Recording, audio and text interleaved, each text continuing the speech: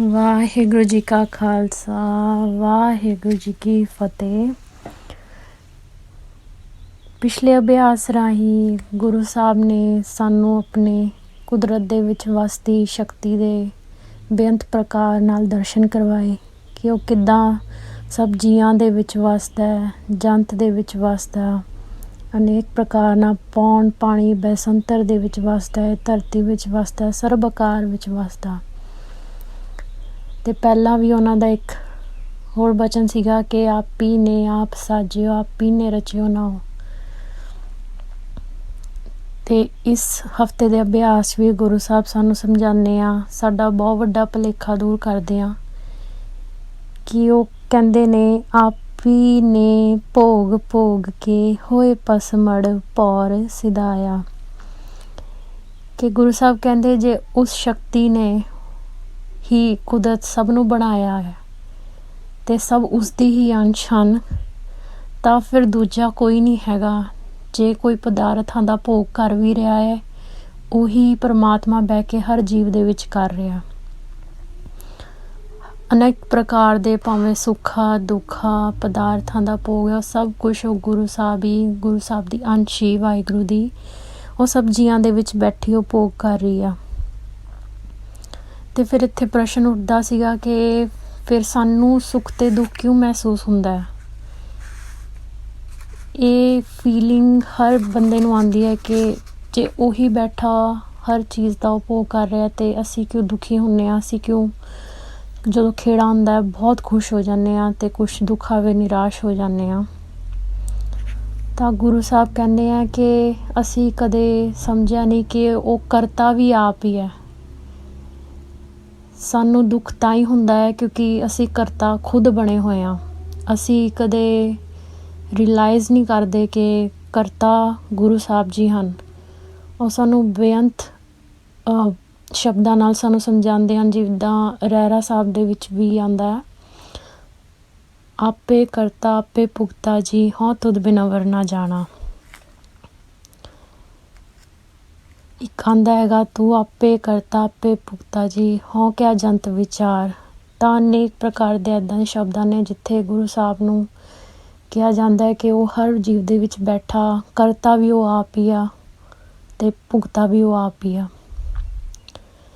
ਅਤੇ ਜੇ ਅਸੀਂ ਉਹਦੇ ਭਾਣੇ ਵਿੱਚ ਚੱਲਦੇ ਹਾਂ, ਜਿੱਦਾਂ ਉਹ ਕਰਦਾ ਹੈਗਾ ਉਸ ਭਾਣੇ ਦੇ ਵਿੱਚ ਚੱਲਦੇ ਹਾਂ ਅਤੇ ਉਹ ਕਰਮ ਦੇ ਪਿੱਛੇ ਸਾਡੀ ਵਾਸ਼ਨਾ ਜੇ ਨਹੀਂ ਹੈਗੀ, ਅਸੀਂ ਉਹ ਸੇਵਾ ਸਮਝ ਕੇ ਕਰਦੇ ਹਾਂ, ਤਾਂ ਉਹ ਸਾਡਾ ਕੋਈ ਵੀ ਇੱਦਾਂ ਦਾ ਕਰਮ ਨਹੀਂ ਬਣਦਾ ਜੋ ਸਾਨੂੰ ਜਨਮ ਮਰਨ ਦੇ ਗੇੜ 'ਚ ਪਾਉਂਦਾ।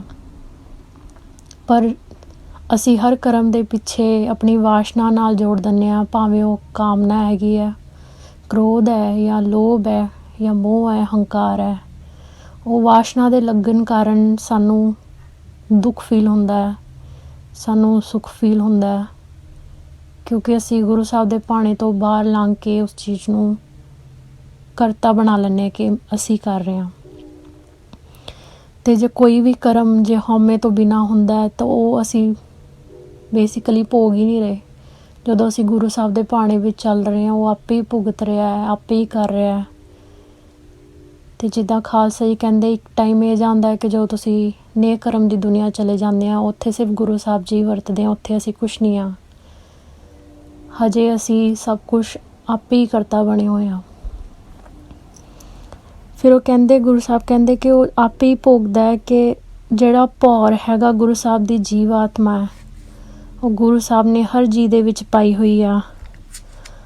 ਉਹ ਭੌਰ ਗੁਰੂ ਸਾਹਿਬ ਕਹਿੰਦੇ ਭੌਰ ਉਸਤਾਦ ਨਿਤ ਭਾਖਿਆ, ਬੋਲੇ ਕਿਉਂ ਬੂਝੈ ਜਾ ਨਹਿ ਬੁਝਾਈ। ਕਿ ਉਹ ਹਰ ਵਕਤ ਸਾਨੂੰ ਗੁਰੂ ਸਾਹਿਬ ਨਾਲ ਜੋੜਨ ਦੀ ਕੋਸ਼ਿਸ਼ ਕਰਦਾ ਹੈ, ਪਰ ਸਾਡਾ ਮਨ ਇੰਨਾ ਵਾਸ਼ਨਾਵਾਂ ਵਿੱਚ ਗ੍ਰਸਤ ਹੈ ਕਿ ਉਹਨੂੰ ਭੌਰੇ ਦੀ ਕੋਈ ਆਵਾਜ਼ ਹੀ ਨਹੀਂ ਸੁਣਦੀ। ਉਹ ਗੁਰੂ ਸਾਹਿਬ ਨਾਲ ਜੁੜਨਾ ਹੀ ਨਹੀਂ ਚਾਹੁੰਦਾ। ਤਾਂ ਗੁਰੂ ਸਾਹਿਬ ਕਹਿੰਦੇ ਇਸੇ ਕਾਰਨ ਕਰਕੇ ਜਦੋਂ ਜੀਵ ਦਾ ਅੰਤ ਵੇਲਾ ਆ ਜਾਂਦਾ ਹੈ, ਉਹ ਜਿਸ ਆਪਣੇ ਸਰੀਰ ਨੂੰ ਖੁਦ ਸਮਝ ਰਿਹਾ ਸੀ ਕਿ ਉਹੀ ਅਸਲ ਸਰੂਪ ਆ ਅਤੇ ਉਹੀ ਕਰਤਾ ਹੈ, ਉਹ ਇੱਕ ਦਿਨ ਕਹਿੰਦੇ ਮਿੱਟੀ ਦਾ ਢੇਰੀ ਹੋ ਜਾਂਦਾ ਹੈਗਾ ਅਤੇ ਉਹ ਭੌਰ ਜਿਹੜਾ ਹੈਗਾ ਉਹ ਚਲੇ ਜਾਂਦਾ ਹੈਗਾ। ਫਿਰ ਗੁਰੂ ਸਾਹਿਬ ਜੀ ਕਹਿੰਦੇ ਆ ਵੱਡਾ ਹੋਇਆ ਦੁਨੀਦਾਰ ਗਲ ਸੰਗਲ ਘੱਤ ਚਲਾਇਆ। ਗੁਰੂ ਸਾਹਿਬ ਕਹਿੰਦੇ ਕਿ ਉਹ ਦੁਨੀਦਾਰ ਜਿਹੜਾ ਦੁਨੀਆ ਨੂੰ ਸੱਚ ਸਮਝ ਰਿਹਾ ਸੀ, ਉਹਦੇ ਵਿੱਚ ਉਹਨੇ ਅੰਨੇ ਬੰਧਨ ਪਾਏ ਸੀਗੇ। ਉਹ ਸਮਝ ਰਿਹਾ ਸੀ ਕਿ ਮੈਂ ਹੀ ਕਰਤਾ ਹਾਂ।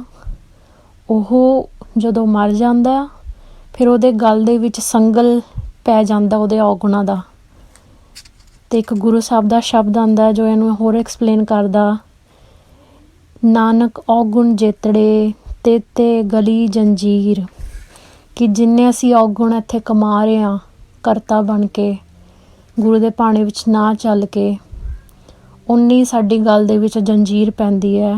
ਜੇ ਗੁਣ ਹੋਣ ਨਾ ਕੱਟੀਐ ਸੇ ਭਾਈ ਸੇ ਵੀਰ, ਅੱਗੇ ਗਏ ਨਾ ਮੰਨੀਐਨ ਮਾਰ ਕੱਢੋ ਵੇ ਪੀਰ। ਕਿ ਸਿਰਫ ਗੁਣ ਹੀ ਉਸ ਜੰਜੀਰ ਨੂੰ ਤੋੜ ਸਕਦੇ ਹਾਂ ਜੋ ਅਸੀਂ ਗਲ ਵਿੱਚ ਪਾ ਰਹੇ ਹਾਂ। ਪਰ ਔਗੁਣ ਜਿਹੜੇ ਉਹ ਸਾਡੇ ਗਲ ਦੇ ਵਿੱਚ, ਹਰ ਔਗੁਣ, ਹਰ ਕੋਈ ਕਰਮ ਜਿਹੜਾ ਪਿੱਛੋਂ ਸੇਵਾ ਨਹੀਂ ਆ, ਜੋ ਅਸੀਂ ਕਰਤਾ ਬਣ ਕੇ ਕਰ ਰਹੇ ਹਾਂ ਵਾਸ਼ਨਾ ਦੇ ਨਾਲ, ਉਹ ਹਰ ਕਰਮ ਔਗੁਣ ਬਣ ਰਿਹਾ। ਫਿਰ ਗੁਰੂ ਸਾਹਿਬ ਜੀ ਅੱਗੇ ਕਹਿੰਦੇ ਆ, ਅੱਗੇ ਕਰਨੀ ਕੀਰਤ ਵਾਚੀ ਹੈ ਬਹਿ ਲੇਖਾ ਕਰ ਸਮਝਾਇਆ। ਜਦੋਂ ਗੁਰੂ ਸਾਹਿਬ ਜੀ ਕਹਿੰਦੇ ਆ, ਜਦੋਂ ਆਪਾਂ ਧਰਮਰਾਜ ਦੇ ਦਰਬਾਰ 'ਚ ਜਾਂਦੇ ਹਾਂ, ਉੱਥੇ ਹਰ ਚੀਜ਼ ਦਾ ਲੇਖਾ ਸਮਝਾਇਆ ਜਾਂਦਾ ਕਿ ਕਿੰਨੀ ਉਹਨੇ ਕਰਨੀ, ਜੋ ਆਪਣੀ ਕੀਰਤ ਕਰੀ ਅਤੇ ਗੁਰੂ ਦੀ ਕੀਰਤੀ ਕਰੀ, ਗੁਰੂ ਦੀ ਸਿਫਤ ਸਲਾਹ ਕੀਤੀ। ਕਿੰਨੇ ਉਹਨੇ ਮਾੜੇ ਕਰਮ ਕਰੇ, ਕਿੰਨੇ ਉਹਨੇ ਗੁਰੂ ਸਾਹਿਬ ਵੱਲ ਪੈਰ ਪੁੱਟੇ, ਉਹ ਸਭ ਦਾ ਲੇਖਾ ਸਮਝਾਇਆ ਜਾਂਦਾ। ਥਾਓ ਨਾ ਹੋਵੀ ਪੌਦਈ ਹੁਣ ਸੁਣਿਆ ਕਿਆ ਰਵਾਇਆ। ਗੁਰੂ ਸਾਹਿਬ ਕਹਿੰਦੇ ਜਦੋਂ ਸਾਨੂੰ ਉਸ ਔਗੁਣਾਂ ਦੀ ਉੱਥੇ ਸਜ਼ਾ ਮਿਲਦੀ ਹੈ, ਅੰਨੀ ਮਾਰ ਪੈਂਦੀ ਹੈ ਕਿ ਹੁਣ ਰੋ ਕੇ ਵੀ ਕਿਹਨੇ ਸੁਣਨਾ। ਕਿਉਂਕਿ ਅਸੀਂ ਜਦੋਂ ਔਗੁਣਾਂ ਭਰੇ ਕੰਮ ਕਰਦੇ ਹਾਂ, ਮਾੜੇ ਕਰਮ ਕਰਦੇ ਹਾਂ, ਅਸੀਂ ਸਮਝਦੇ ਹਾਂ ਕਿ ਗੁਰੂ ਸਾਹਿਬ ਸਾਡੇ ਨੇੜੇ ਨਹੀਂ ਆ। ਅਤੇ ਉੱਦਾਂ ਹੀ ਗੁਰੂ ਸਾਹਿਬ ਕਹਿੰਦੇ ਜੇ ਤੂੰ ਇੱਥੇ ਹੀ ਨਹੀਂ ਮੈਨੂੰ ਕਦੇ ਅਹਿਸਾਸ ਕੀਤਾ ਅਤੇ ਫਿਰ ਉੱਥੇ ਵੀ ਉਹ ਹੱਥ ਨਹੀਂ ਫੜਦਾ ਸਾਡਾ ਆ ਕੇ। ਸੁਣ ਮਨ ਅੰਧੇ ਜਨਮ ਗਵਾਇਆ। ਕਿ ਗੁਰੂ ਸਾਹਿਬ ਕਹਿੰਦੇ ਕਿ ਉਹ ਅੰਨਿਆਂ ਵਾਂਗ ਜਨਮ ਆਪਣਾ ਗਵਾ ਲੈਂਦਾ।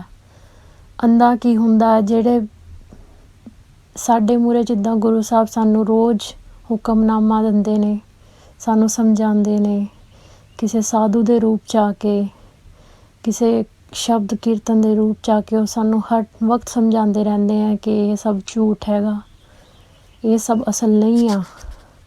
ਪਰ ਅਸੀਂ ਫਿਰ ਵੀ ਕਰਤਾ ਬਣ ਕੇ ਚੀਜ਼ਾਂ ਕਰਦੇ ਹਾਂ, ਔਗੁਣ ਕਮਾਉਂਦੇ ਹਾਂ।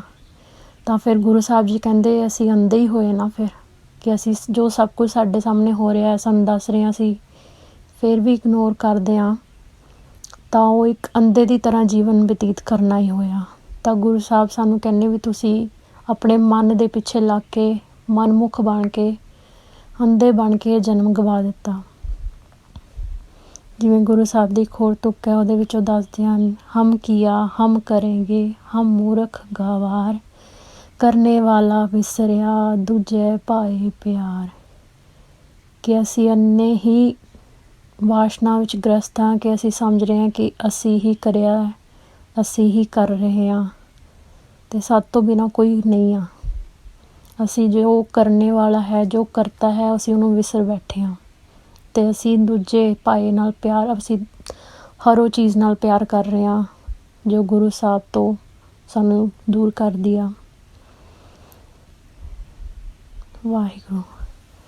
ਇੰਨੀ ਸਮਝ ਗੁਰੂ ਸਾਹਿਬ ਜੀ ਨੇ ਸਭਿਆਸ 'ਚ ਦਿੱਤੀ ਜੀ। ਕੋਈ ਵੀ ਗਲਤੀ ਹੋਈ ਕਰਦੇ ਤਾਂ ਮਾफ़ ਕਰਨਾ ਜੀ। ਵਾਹਿਗੁਰੂ ਜੀ ਕਾ ਖਾਲਸਾ, ਵਾਹਿਗੁਰੂ ਜੀ ਕੀ ਫਤਿਹ।